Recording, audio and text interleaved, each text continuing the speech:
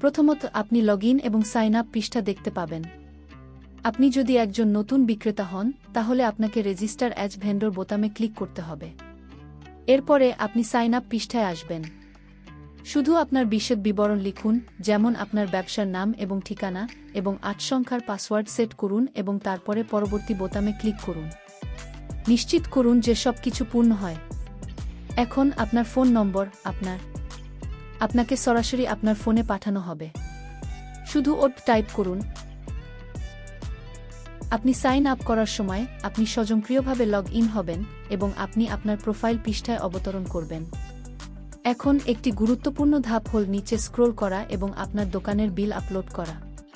এটি আপনাকে আপনার বিক্রেতার অ্যাকাউন্ট যাচাই করতে সহায়তা করবে। উপরের বাম দিকে আপনি একটি মেনু বোতাম দেখতে পাবেন। ক্লিক করুন এবং অন্বেষণ করুন। এখানেই সবকিছুই জাদু। আপনি আপনার অর্ডার পরীক্ষা করতে পারেন, আপনি আপনার পণ্য পরিচালনা করতে পারেন এবং অনেক কিছু। পণ্য পৃষ্ঠায় আপনি ইতিমধ্যে যোগ করা পণ্য দেখতে পারেন। কিন্তু আপনি যদি এখনই শুরু করেন তাহলে এই অ্যাড প্রোডাক্ট বাটনে ক্লিক করুন। এখন এখানেই মজা শুরু হয়। আপনার প্রথম পণ্য যোগ করা হচ্ছে। প্রথমে পণ্যের নাম লিখুন।